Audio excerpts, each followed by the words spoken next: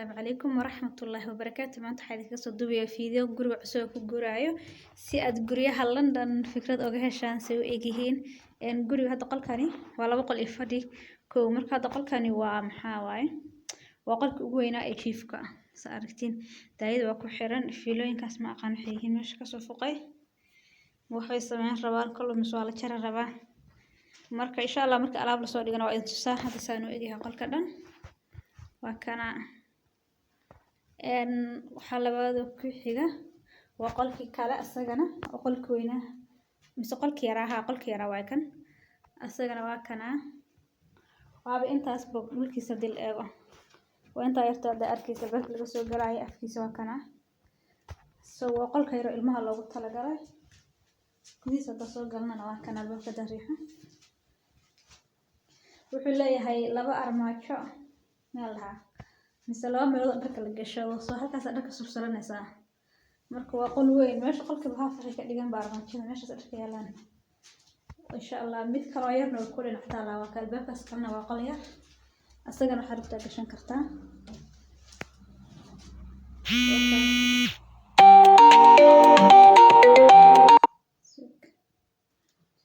insha Allah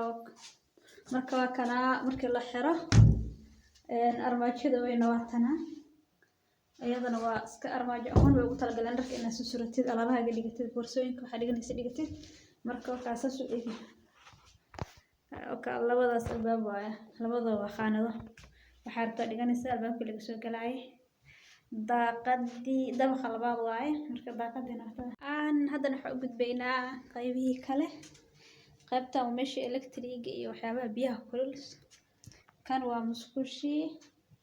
waxa mid ka weyn oo la dhex galay biyaha markii lagu qubeysanayo laakiin waxay ka dhigaan kursi lagu fariisanayo istaag meesha biyaha ka baxaan adoo taagana qubeysanaysa abash lagu qubeysanayo waatan muraayad iyo waxba ma laha laakiin ma xuma gurada ka soo guur meel baafoonta qubeysanaysa ka dhex galay sidoo leeyahay laakiin kan waa ana istaagtid ama ina u fariisatid saad jeceshahay le hadda waxa u teganaa qolkii fadhiga sida caadi ahaan fadhiga inta uu ka weyn yahay maadaama alaab badan la dhiganayo ka asaga qolka ugu weyn buu hadda la dhigi karo asaas u egyahay daayar yar ku xiran iska macmal ah insha Allah hadhow dahay caadi ku xiranayna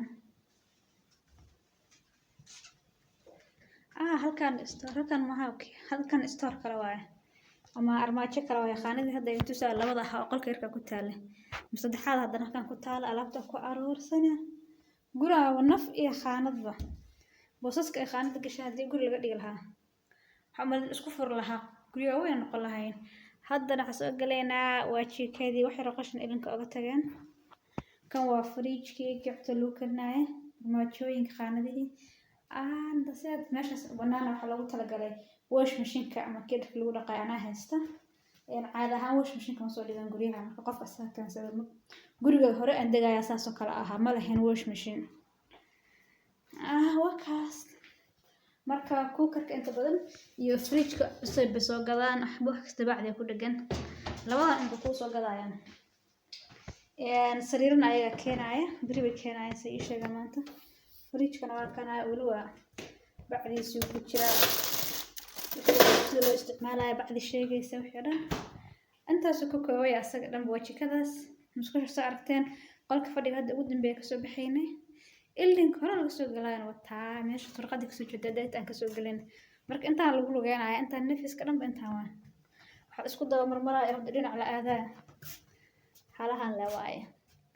qolkii oo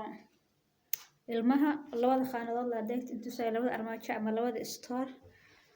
iyo qolkii kale asagana chiefka master bedroom iyo albaabkii hore ma sha Allah marka dabaq saddexaad deganahay laakiin markaan laga baxo waa dabaq koobaad laakiin dhinacaas hoos la baxay labada rano hoose marka dabaq saddexaad noqonayna halkan markii la fiirso laakiin dabaq koobaad noqonayna wala isku jiraan guriyaha banaankiisana waa kana xaafadii qurux badan meeshaas waxa ku yaala meel baag ilmaha ku ciyaaraan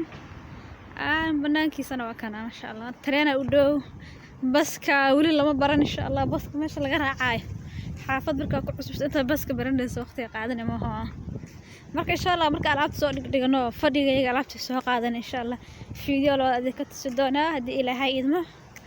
intaas insha Allah isku diidoona maalin kasta vlogana ana soo duubno. Assalaamu calaykum wa rahmatullaahi wa barakaatuh.